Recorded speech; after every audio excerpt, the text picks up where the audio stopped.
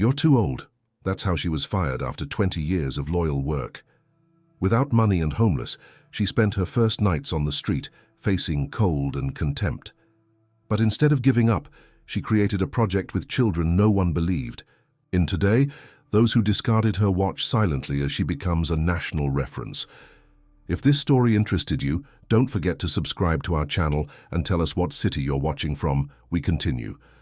I promise this will be the best story you'll ever hear in your life. Dorothy woke up that March morning, just as she had done for 20 years. Before sunrise, her body already moving toward the kitchen, before her mind was fully awake.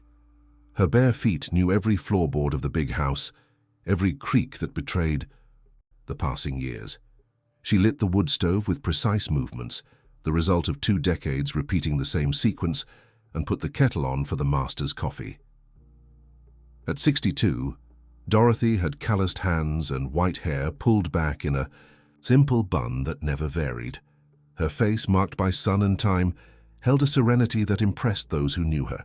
She wasn't a woman of many words, but her quiet presence filled every corner of the Harringtons' rural property in the Virginia countryside.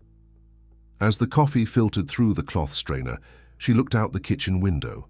The farm stretched, as far as the eye could see, with green pastures dotted with dairy cattle and the eucalyptus fence she herself had helped plant 15 years ago. How many times had she contemplated that landscape while preparing the family's breakfast? Impossible to count. Mr. Harold came down at 7 o'clock sharp, as usual. He was a tall man, with a graying mustache and large hands that carried the weight of generations managing that land. Dorothy served strong hot coffee, accompanied by the corn muffins she had been making since she arrived there, a 42-year-old widow without children, looking for a fresh start. "Good morning, Mr. Harold," she murmured, as she always did. He merely nodded, his eyes already lost in the newspaper. Mrs. Catherine, his wife, appeared shortly after, elegant even in her simple house dress. She greeted Dorothy with a cordial but distant smile. It had been like this for years, polite, respectful, but never intimate.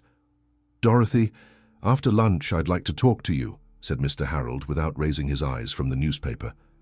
Something in his voice made Dorothy's heart quicken for a moment, but she just nodded. In 20 years of living together, he had rarely asked to talk. Usually instructions came ready-made, direct, without beating around the bush. Talking was something that required time, and time was something Mr. Harold didn't waste. The day followed its usual rhythm. Dorothy swept the yard, took care of the chickens, prepared lunch. It was Saturday, so the couple's children would come for lunch. Robert, the oldest, was a lawyer in the capital and always arrived in a hurry. Sandra, the middle child, worked as a nurse and had 2 small boys who ran through the house filling it with life. And Mark, the youngest, recently graduated in business administration, who lately looked at the farm with the eyes of someone who saw numbers where he once saw only land.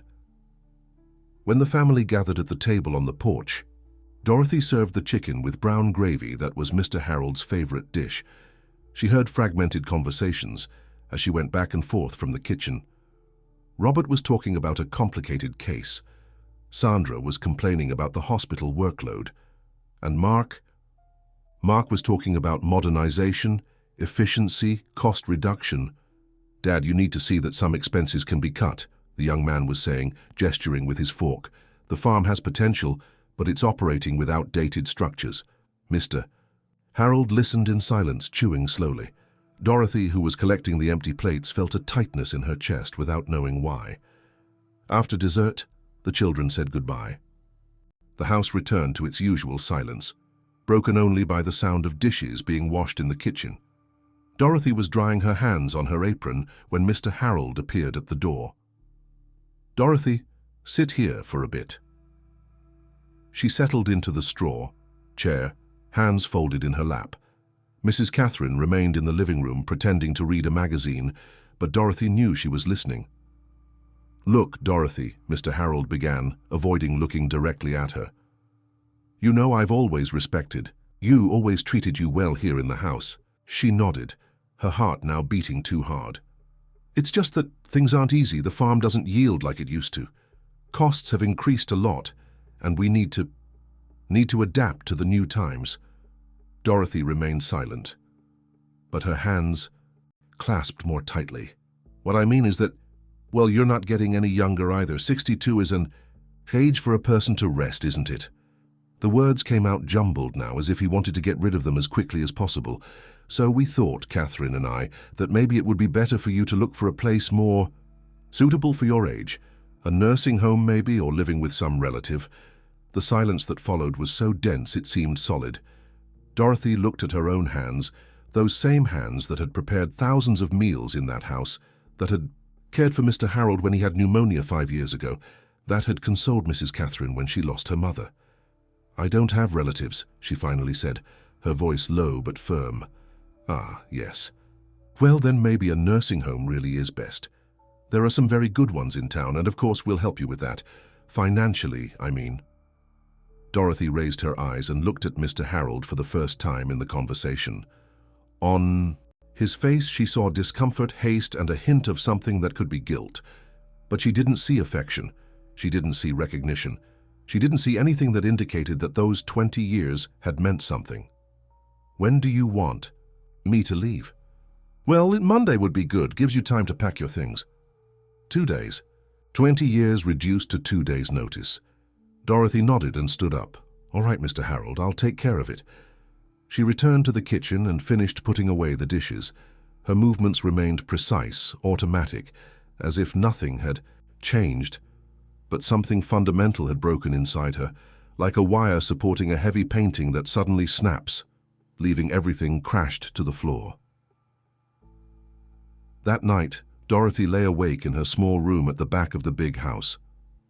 The space that had been her home for 2 decades suddenly seemed strange, as if she were already an unwelcome visitor.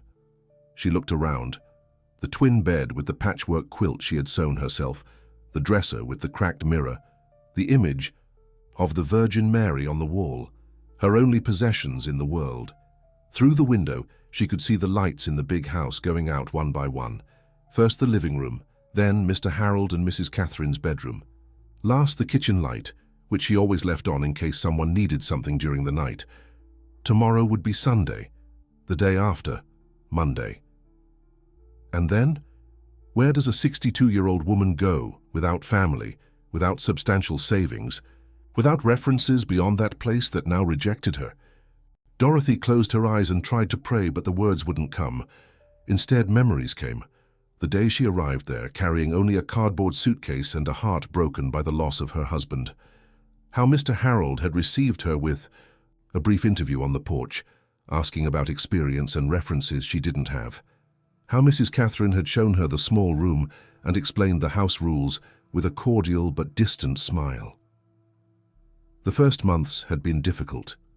Dorothy had to learn the family's tastes, the farm routine, the rhythm of the seasons that dictated the work. But gradually she found her place. She discovered that Mr. Harold liked his coffee very strong and sweet corn muffins for breakfast. That Mrs. Catherine had insomnia and sometimes came down to the kitchen in the middle of the night looking for a calming tea. That Robert, still a teenager at the time, studied late and loved when she left a sandwich covered with a cloth on the table for him. They were years of quiet routine, of seasons that succeeded each other, marked by the farm cycles. Dorothy accompanied the children's growth, their graduations, relationships, Sandra's wedding, the birth of the grandchildren. She was present in joys and sorrows, always discreet, always solicitous, always there. And now, out of nowhere, she wasn't anymore. Sunday passed in a strange ritual of silent farewell. Dorothy performed her tasks as always, but with the acute awareness that it was for the last time. The last time she lit the wood stove before dawn. The last time she swept the yard watching the cattle grazing in the distance. The last time she prepared the Sunday lunch table.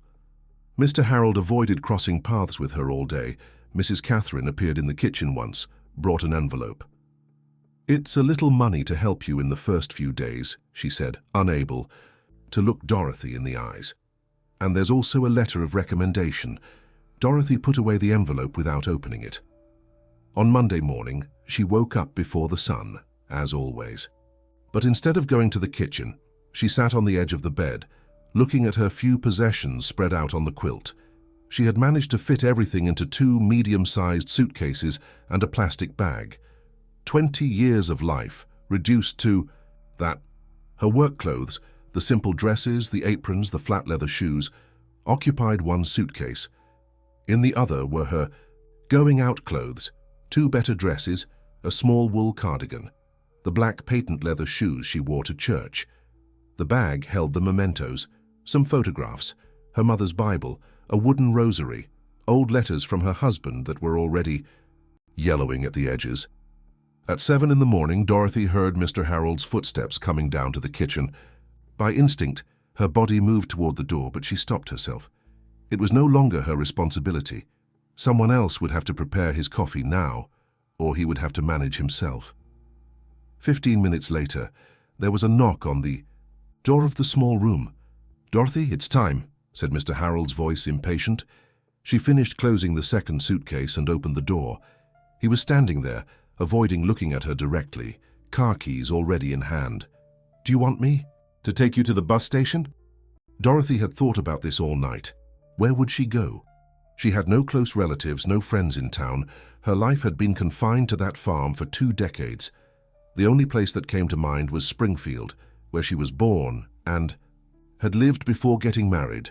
Maybe there she could find some opportunity. "That would be fine, Mr. Harold. I'm going to Springfield." He nodded with relief, as if having a defined destination eased part of the guilt that Dorothy knew he felt, even if he wouldn't admit it. The trip to town was silent. Mr. Harold drove staring fixedly at the road, hands tense on the steering wheel. Dorothy watched through the window as the landscape she knew by heart receded, perhaps forever. The mountains, the neighboring farms, the small chapel on the hilltop where she sometimes went to pray on Sunday afternoons. At the bus station, Mr. Harold helped her take the suitcases out of the trunk. For a moment, he hesitated, as if he was going to say something important, but he just handed over another envelope.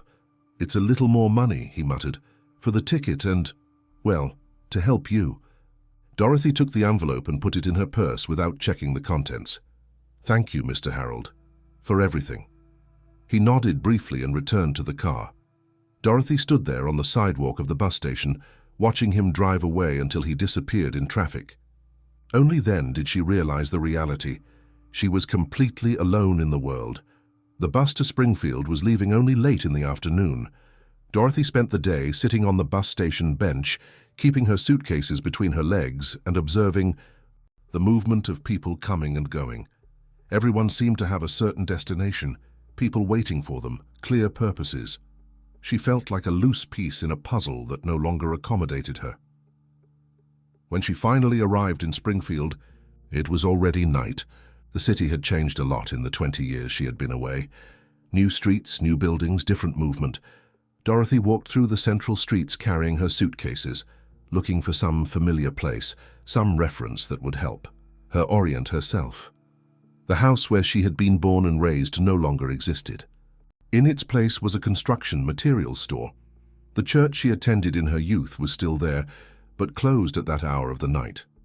Dorothy sat on the church steps and opened the envelope that Mr. Harold had given her. She counted the money in the dim light of the street lamp. $600. It wasn't much, but it needed to last until she found something. She looked for a cheap boarding house and found one in the center of town. The room was tiny, with a twin bed, a small wardrobe, and a shared bathroom in the hallway. It cost $150 a week. Doing mental calculations, Dorothy concluded that the money would last a month at most, if she was very economical with food. In the following days, she began to look for work. She went to family homes offering her services, visited employment, agencies asked in stores and restaurants. The answer was always the same. They needed someone younger, more agile, with more energy. Her age, which had never been a problem on the farm, now became an insurmountable obstacle. "You have experience, I can see that," said one of the potential employers, a middle-aged woman who received her in the living room of her elegant house. "But the routine here is demanding. I have 3 small children, and I need someone who can keep up with their pace." Dorothy tried to argue that she had energy and willingness, but she saw in the woman's eyes that the decision had already been made. Age wasn't just a number, it was a sentence.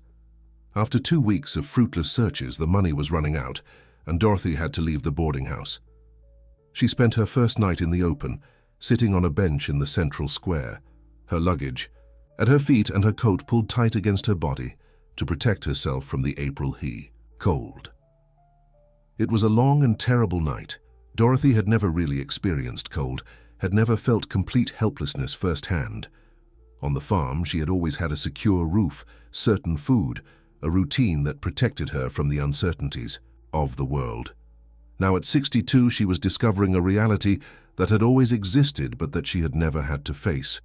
That of invisible people, discarded, forgotten by society.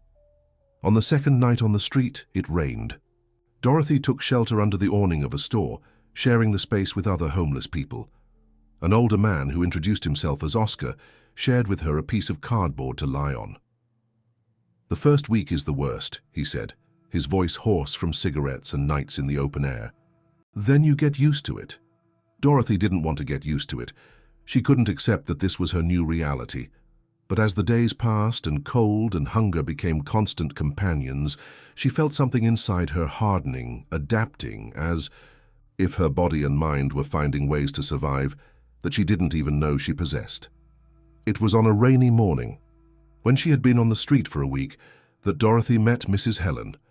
She was a white-haired lady, short and plump, who stopped in front of the bench where Dorothy was sitting and looked at her carefully. "Do you need help, Mom?" Dorothy looked up. Helen's face was kind, marked by wrinkles that seemed to have been sculpted by smiles. "I'm looking for work," Dorothy replied, her voice hoarse from lack of use in recent days. "Anything will do." Helen sat down next to her on the bench, not minding the fine rain that was falling. "I'm Helen. I live up the street in a small house. My husband died 3 years ago, and I live alone. I can't pay a salary, but I can offer a roof in exchange for help with the house chores." Dorothy looked at the woman with a mixture of distrust and hope. After a week on the street, she had learned that not all offers of help were genuine. "You don't even know me," said Dorothy. "How can you trust me?" Helen smiled. "I'm 75. Years old, child. When you live that long, you learn to see into people. And I see in you someone who was raised with dignity, who has gone through difficulties but hasn't lost her honor." The words touched Dorothy in a way she hadn't expected. For a long time, no one had spoken to her about dignity and honor. The farm, she was merely functional.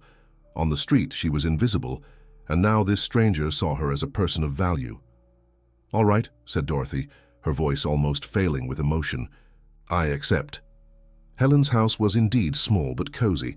2 bedrooms, living room, kitchen, and a backyard with some chickens and a well-tended garden.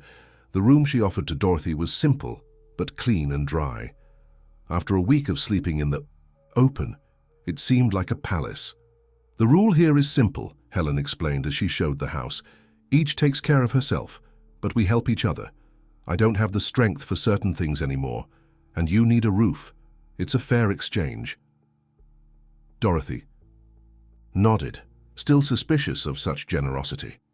But Helen seemed genuine, and she had no other options. In the first few days, Dorothy dedicated herself to learning the routine of the house.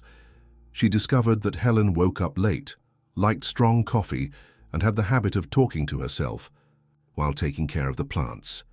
At night, she sat on the porch and observed the movement on the street, always attentive to the neighbors and their lives. "You cook well," Helen commented after Dorothy prepared a simple dinner. "I have a good hand for seasoning." "I learned out of necessity," Dorothy replied. 20 years cooking for the same family." "And why did you leave there?" Dorothy was silent for a moment, moving the food around on her plate. "They said I was too old." Helen made a face of indignation. "Too old for what?" "To cook, to take care of a house. What nonsense. You're at the age of knowing more, not serving less." That phrase echoed in Dorothy's mind. Age of knowing more, not serving less. No one had ever put her experience in those terms. It was then that Helen suggested the idea that would change everything. You know something, Dorothy? I've always dreamed of having a little business of my own. I've always made good snacks, pastries that the neighbors praise. How about we try selling at the town fair? We'll split the profit 50-50. Dorothy looked at the woman with surprise. Are you serious? Very serious. I have the recipe and you have the good hand for cooking. Together we can manage. For the first time in weeks, Dorothy felt something like hope growing in her chest. It wasn't just the prospect of earning some money, but the idea of having a purpose again, of being useful, of building something new instead of just surviving the wreckage of what she had lost. The first fair was a test of courage for both. Dorothy and Helen woke up at 4 in the morning to prepare the meat pies, the chicken croquettes, and the sugar breads that Helen knew how to make like no one else. The smell that filled the small kitchen was that of hope mixed with wheat flour. Do you think people will like it? Asked Dorothy, nervous, while shaping another batch of croquettes. They'll love it, Helen replied with conviction. Food made with love always finds its place in the world. At 6 in the morning, they were in the central square setting up an improvised stall with 2 borrowed tables and a floral tablecloth that Helen kept for special occasions. Business started slowly, but soon the first customers appeared, attracted by the aroma. How much is the meat pie, ma'am? Asked a young man in uniform, clearly coming off a night shift. $2, Dorothy replied, still shy. He bought 3 and devoured them right there, standing next to the stall. Wow, how delicious. It's been a long time since I've had such a good meat pie. Word spread quickly. In 2 hours, everything was sold. Dorothy and Helen counted the money together. $140 in net profit. 70 for each, said Helen, dividing the bills. It's not much, but it's a start. For Dorothy, who had spent weeks without any income, those $70 represented much more than money. They were proof that she still had value, could still contribute, still had a place in the world. The following weeks established a new and comforting routine. During the week, they prepared the ingredients, tested new recipes, organized the logistics. On Saturdays, they went to the fair.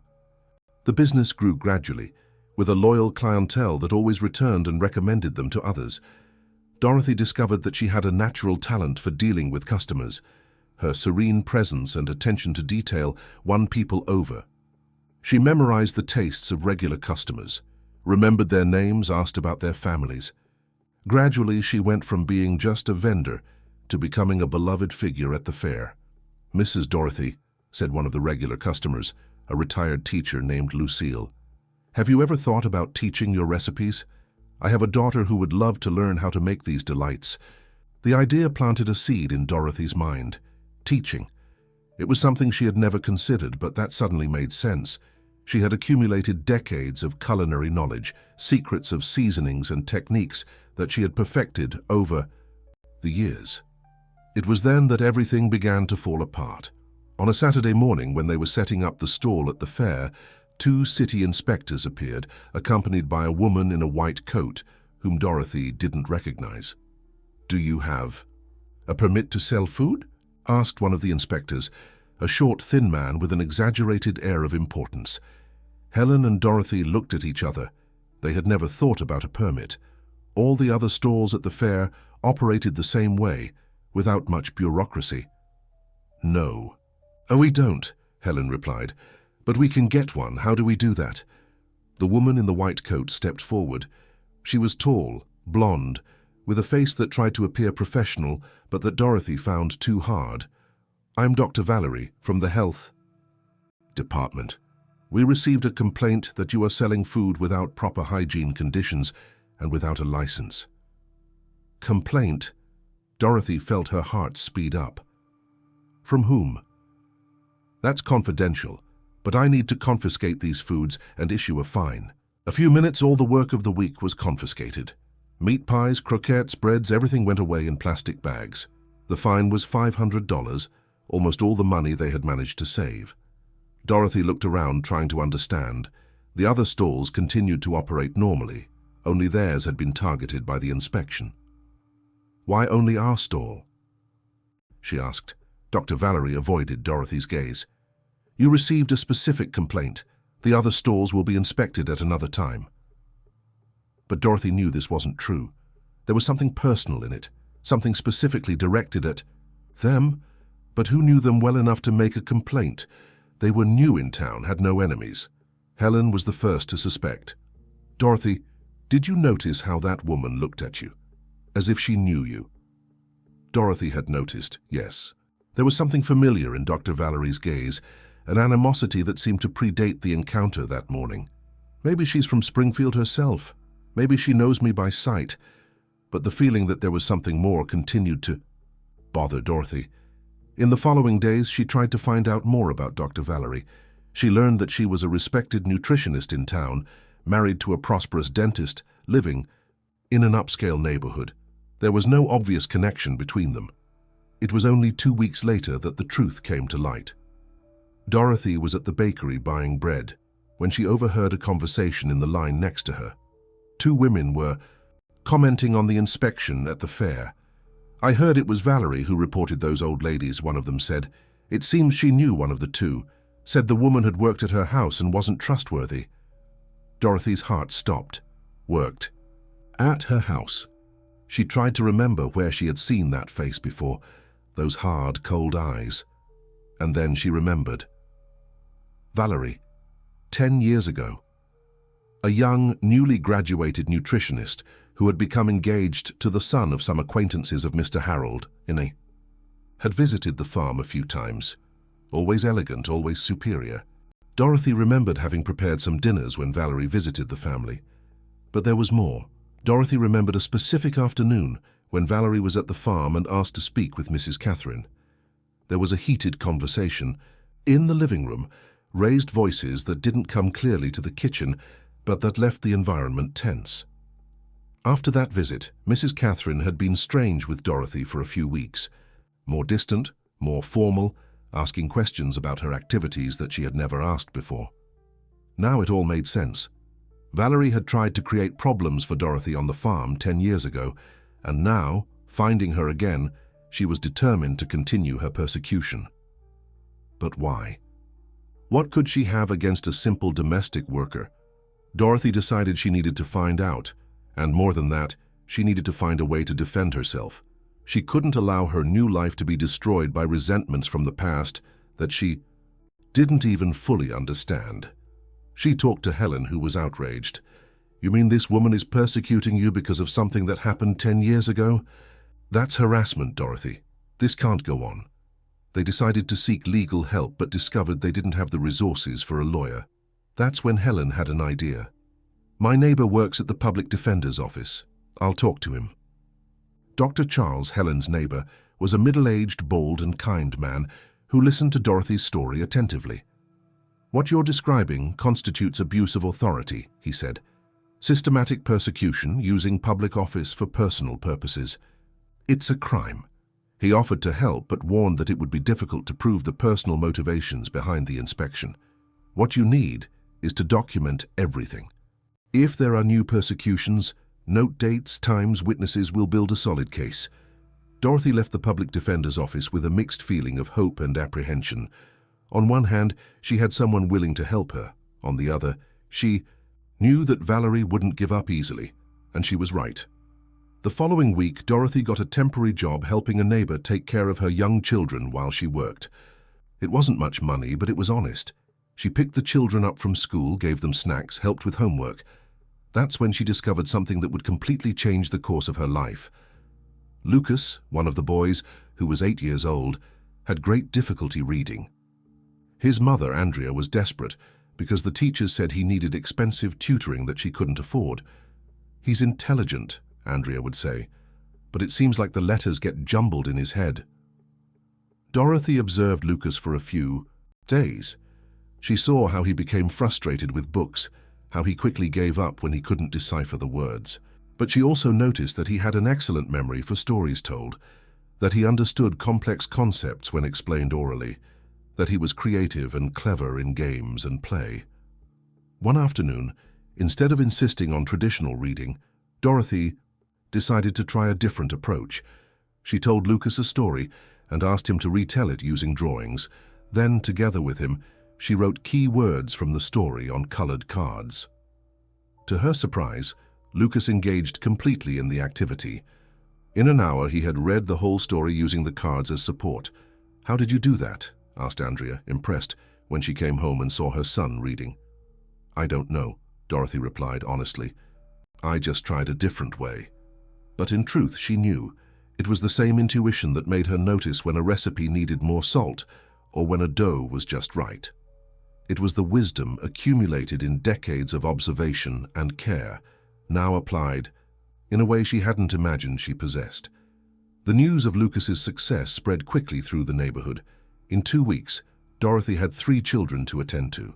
In a month, there were 6, all with different difficulties, all responding in surprising ways to the intuitive methods she developed spontaneously. There was Joanna, 7 years old, who couldn't concentrate in school but who became hypnotized when Dorothy told stories using everyday objects as characters. There was Peter, 10 years old, with difficulties in mathematics, who began to understand numbers when Dorothy related them to culinary recipes. 1/2 pound of flour, a cup of sugar, 2 eggs. And there was Sophie, a 6-year-old girl whom doctors said had developmental problems.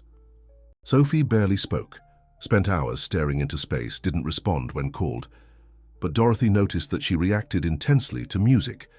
She began to sing little songs during activities, and slowly Sophie opened up, first babbling the melodies, then repeating words, finally constructing whole sentences. "I've never seen anything like it," said Andrea, Lucas's mother, one afternoon when several mothers gathered at Helen's house to talk with Dorothy. "My son was lost at school. Now he reads, writes, even likes to study." "What do you do differently?" asked Celia, Peter's mother. Dorothy was at a loss for words. She didn't know how to explain scientifically what she did. She had no pedagogical training, didn't know learning theories. She just observed each child, perceived their needs, adapted to the rhythm of each one. I just listen to them," she finally said. "Each child tells me in their own way how they need to learn, and I try to find that way." The mothers looked at each other, impressed by the simplicity of the answer.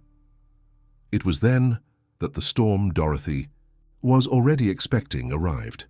One morning, when she was working with the children in Helen's backyard, 2 cars appeared at the door.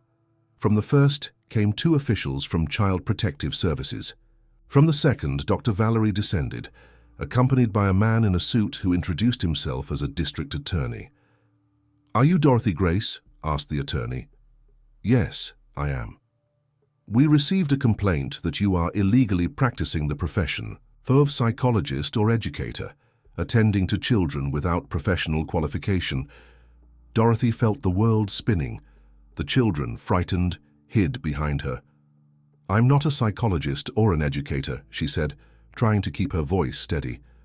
"I'm just helping the children with their homework. According to the complaint," continued the attorney, reading a paper, "you develop own methods that may be causing psychological harm to the children. Furthermore, you have no training to deal with minors." Dr. Valerie stepped forward, her face wearing an expression of false concern. "These children may be exposed to inappropriate practices. It's our duty to protect them." At that moment, Andrea came running. "What's happening?" "Here? Why are you intimidating Mrs. Dorothy?" In a few minutes, other mothers appeared. Soon there was a small crowd in front of Helen's house, all vehemently defending Dorothy. "She saved my son," shouted Celia. "For the first time in years, he's happy at school." "My Sophie was practically mute. Now she speaks, sings, plays. You want to take that away from her?" protested Regina. The attorney, visibly uncomfortable with the situation, tried to calm the spirits. "No one is questioning the results. But there are rules, protocols. The education of minors is a serious responsibility." It was then that Dr. Charles arrived, the public defender neighbor of Helen, accompanied by an elegant woman whom Dorothy didn't recognize. "Excuse me," said Dr. Charles. "This is Dr. Elizabeth Miller, retired educator and former director of the Department of Education. She would like to speak with you." Dr. Elizabeth was a woman of about 70, gray hair pulled back in an elegant bun, intelligent eyes behind delicate glasses.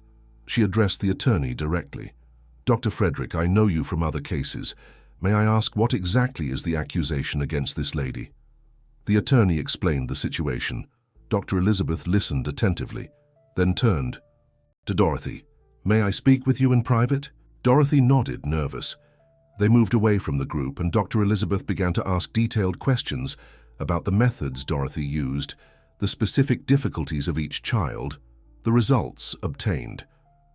Have you ever heard of Waldorf pedagogy? Of the Montessori method? Asked Dr. Elizabeth. No, ma'am, I didn't have education. But what you do instinctively is aligned with some of the most advanced modern pedagogical theories. The personalization of teaching, the use of multiple languages, education through the senses. Dorothy didn't quite understand what that meant, but the tone of the conversation gave her hope. Dr. Elizabeth returned to the group and addressed the attorney. Dr. Frederick, this lady possesses something that isn't taught at university: natural pedagogical sensitivity. What she's doing isn't psychology or medicine, it's complementary education, and it's being done brilliantly. But she has no training, Dr. Valerie tried to argue. Neither did Jesus Christ have a diploma to be a teacher, Dr. Elizabeth replied dryly, and yet he transformed lives through teaching. The silence that followed was awkward.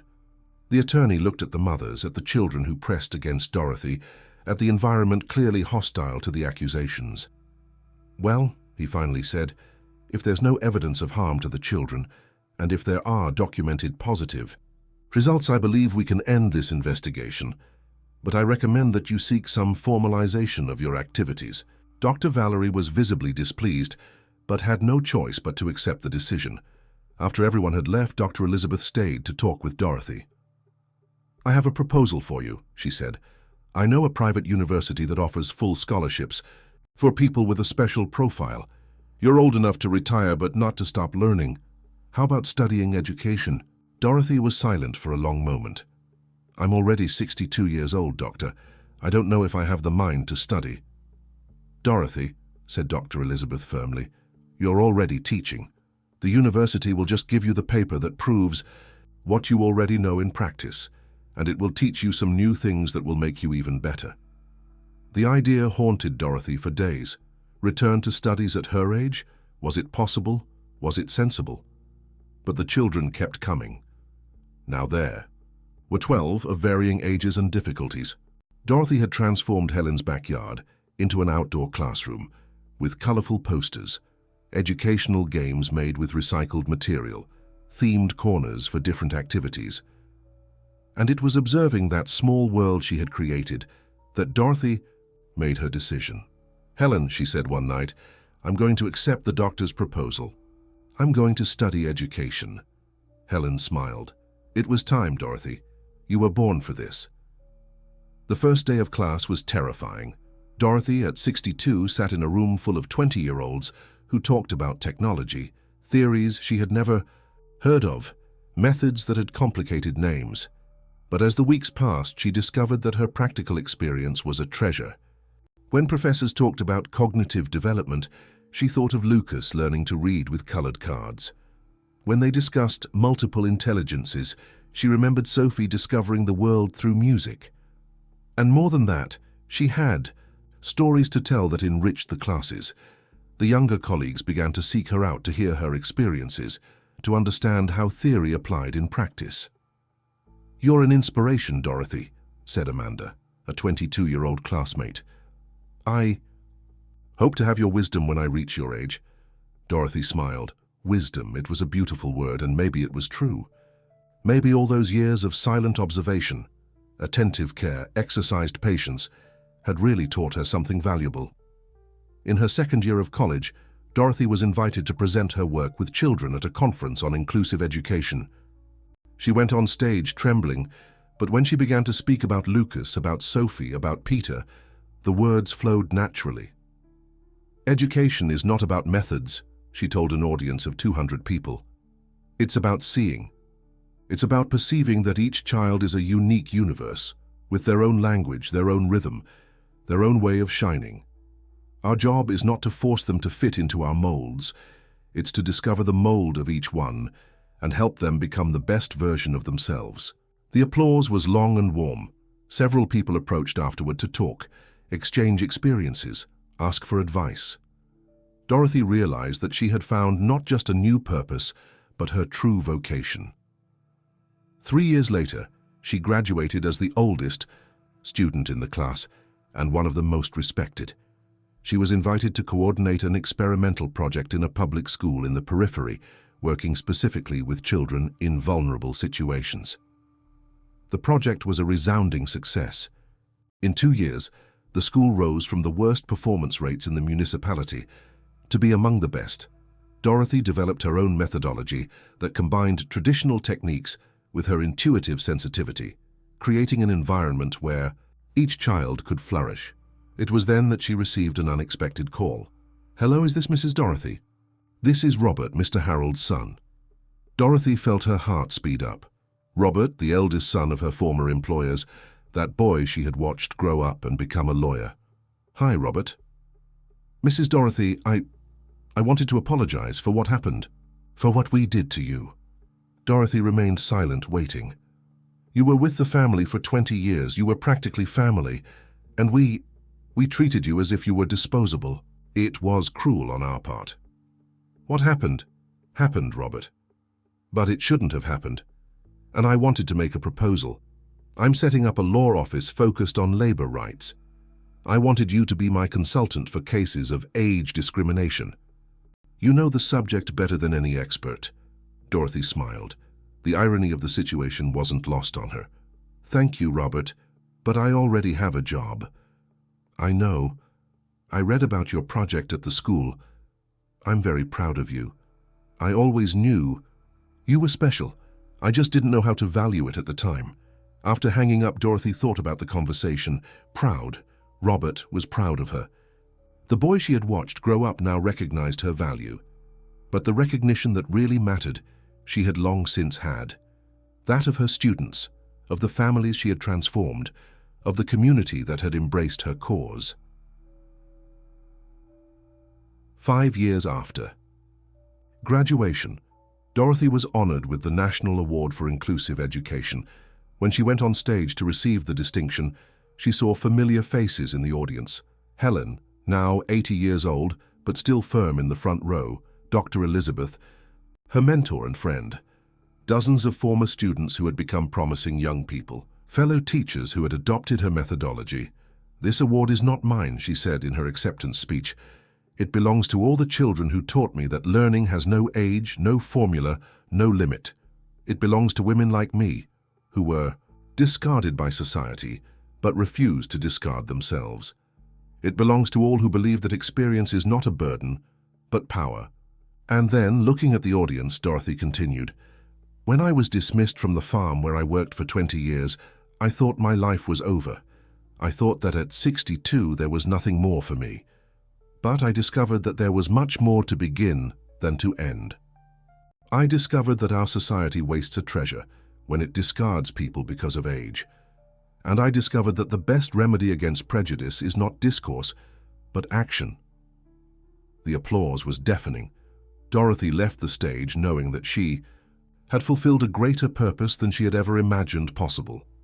Today, at 70, Dorothy directs a foundation that bears her name and serves more than 1,000 children in 15 states. Her methodology is studied in universities. Her story has inspired books and documentaries. Her ideas have influenced educational public policies.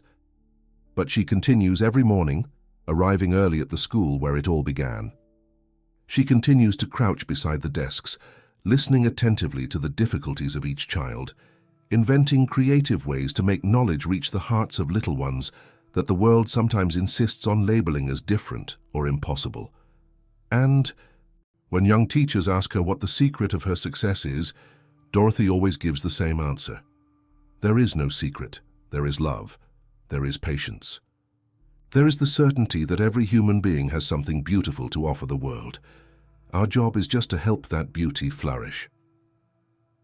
In the house where she lives now, a small house of her own that she managed to buy with money from lectures and consulting, Dorothy keeps on the living room wall a photo of the first group of children she attended to in Helen's backyard. Lucas is there smiling, holding a book.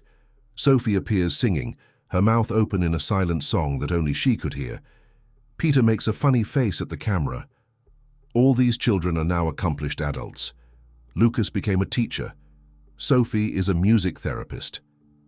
Peter is an accountant and father of 3.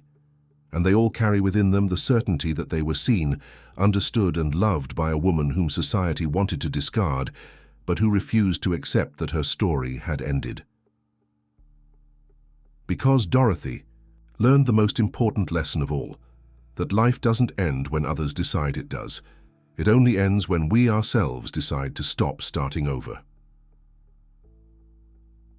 The end of the story.